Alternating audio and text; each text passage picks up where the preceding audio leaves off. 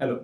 So आज आपण discuss करणार आहोत एक नवीन मूवी येतोय ज्याचं नाव आहे वॉर 2. सिनेमा रिलीज होत आहे 14 ऑगस्ट 2025ला. त्या मूवीच्या ट्रेलरबद्दल आज आपण इथे थोडीशी चर्चा करणार आहोत. ट्रेलरमध्ये तुम्हाला स्टारकास्ट बघायला मिळते. Main is Hrithik Roshan of course. त्यांनी प्ले केलेलं कॅरेक्टर आहे कबीर.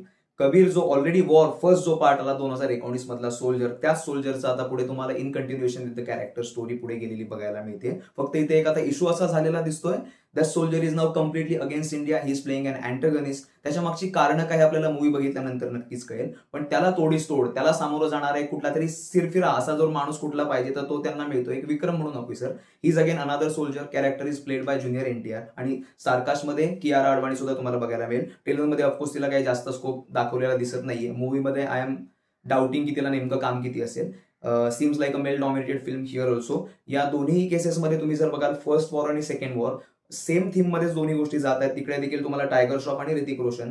सिमिलर वे मध्ये ते ज्युनियर एनटीआर आणि ऋतिक बद्दल तुम्हाला रायव्हलरी दाखवायचा प्रयत्न केलेला आहे. मूवी डिरेक्ट केलेली आहे आयन मुखर्जी यांनी. Ion Mukherjee is a well non name in Hindi cinema. त्यांचं वेकअप सीड पासून ते YGHD, ब्रह्मास्त्र हे सगळे खूप गाजलेले सिनेमा आहेत. तर we can trust the director's instinct and his work. Also music तुम्हाला I am not very sure की म्युझिक तेवढं दमदार वाटते जे वॉर 2 मध्ये आत्ता जे तुम्हाला बघायला मिळते. आणि वॉर मधले आपल्याला जय जय शिवशंकर वगैरे जे डान्स परफॉर्मन्सेस किंवा ते म्युझिक अजूनही लोकांना थोडंसं हिट करतं. तर आता त्यांनी काही सॉन्ग टीजर्स वगैरे रिलीज केलेत, बट तेवढी वाईब मला तरी पर्सनली काही जाणवली नाही.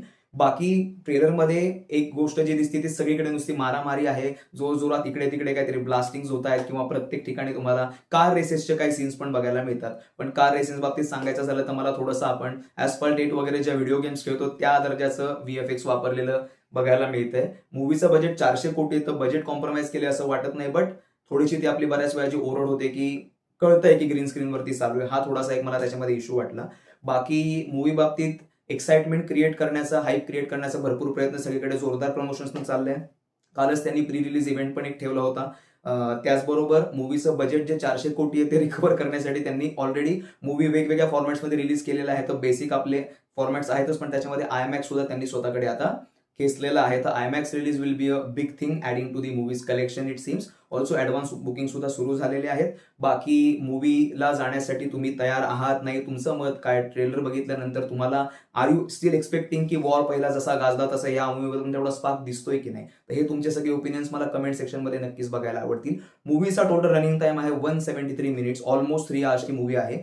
आजकाल आपल्याला 2-2.5 तासाच्या पुढे बसणं थोडंसं हेवी होऊन जातं. But it is again on the content. जर तुम्हाला त्या मूवीमध्ये तेवढं जर खिळवून ठेवण्याचं डिरेक्टर करेल, एवढा जो मॅजिक तुम्हाला मूवीमध्ये दिसला तर आपण बसू, नाही तर काय पॉपकॉर्नची मजा घेत आपण बकेट उचलून घरी निघायचं. ओके. सो रिव्ह्यू कसा वाटला ह्याच्याबद्दल नक्की तुमच्या कमेंट्स मला ऐकायला आवडतील. Thank you so much for watching. धन्यवाद.